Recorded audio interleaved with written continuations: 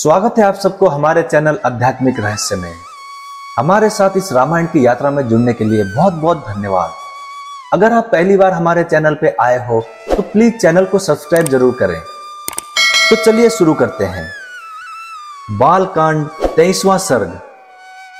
विश्वामित्र सहित श्री राम और लक्ष्मण का सरयू गंगा संगम के समीप पुण्य आश्रम में रात को ठहरना। जब रात बीती और प्रभात हुआ तब महामुनि विश्वामित्र ने तिनकों और पत्तों के बिछोने पर सोए हुए उन दोनों कुकस्तीवंशी राजकुमारों से कहा, नरश्रेष्ठ राम, तुम्हारे जैसे पुत्र को पाकर महारानी कौशल्या सुपुत्र जननी कही जाती है। ये देखो, प्रातःकाल की संध्या का समय हो रहा है। उठो और प्रतिदिन किए जाने वाले देव संबंधी कार्यों को पूर्ण करो।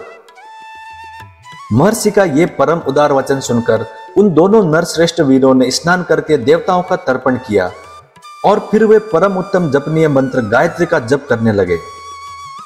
नित्य कर्म समाप्त करके महापराक्रमी श्री राम और लक्ष्मण अत्यंत प्रसन्न हो तपोधन विश्वामित्र को प्रणाम करके वहां से आगे जाने को उद्यत हो गए। जाते जाते उन महाबली राजकुमारों ने गंगा और सरयू के शुभ संगम पर पहुंचकर वहां दिव्य त्रिपथगा नदी गंगा जी का दर्शन किया। संगम के पास ही शुद्ध अंतःकरण वाले महर्षियों का एक पवित्र आश्रम था, जहां वे कई हजारों वर्षों से तीव्र तपस्या करते थे। उस पवित्र आश्रम को देखकर रघुकुल रत्न श्री राम और लक्ष्मण बड़े प्रसन्न हुए। उन्होंने महात्मा विश्वामित्र से ये बात कही, भगवान, ये किसका पवित्र आश्रम है और इसमें कौन पुरुष निवास करता है? ये हम दोनों सुनना चाहते हैं। इसके लिए हमारे मन में बड़ी उत्कंठा है। उन दोनों का ये वचन सुनकर मुनिश्रेष्ठ विश्वामित्र हंसते हुए बोले, राम, ये आश्रम पहले जिसके अधिकार में रहा है उसका परिचय देता हूं, सुनो। विद्वान पुरुष जिसे काम कहते हैं वो कंदर्प पूर्व काल में मूर्तिमान था, शरीर धारण करके विचरता था। उन दिनों भगवान स्थानो शिव इसी आश्रम में चित्त को एकाग्र करके नियम पूर्वक तपस्या करते थे। एक दिन समाधि से उठकर देवेश्वर शिव मरुदगणों के साथ कहीं जा रहे थे। उसी समय दुर्बुद्धि काम ने इन पर आक्रमण किया। ये देख महात्मा शिव ने हुंकार करके उसे रोका। रघुनंदन भगवान रुद्र ने रोष भरी दृष्टि से अवहेलना पूर्वक उसकी ओर देखा। फिर तो उस दुर्बुद्धि के सारे अंग उसके शरीर से जीर्ण शीर्ण होकर गिर गए। वहां दग्ध हुए महामान कंदर्व का शरीर नष्ट हो गया। देवेश्वर रुद्र ने अपने क्रोध से काम को अंगहीन कर दिया। राम, तभी से वो अनंग नाम से विख्यात हुआ।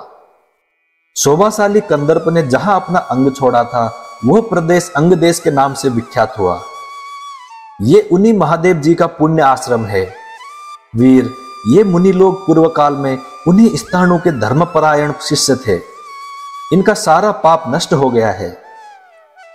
शुभ दर्शन राम, आज की रात में हम लोग यही इन पुण्य सलीला सरिताओं के बीच में निवास करें। कल सवेरे इन्हें पार करेंगे।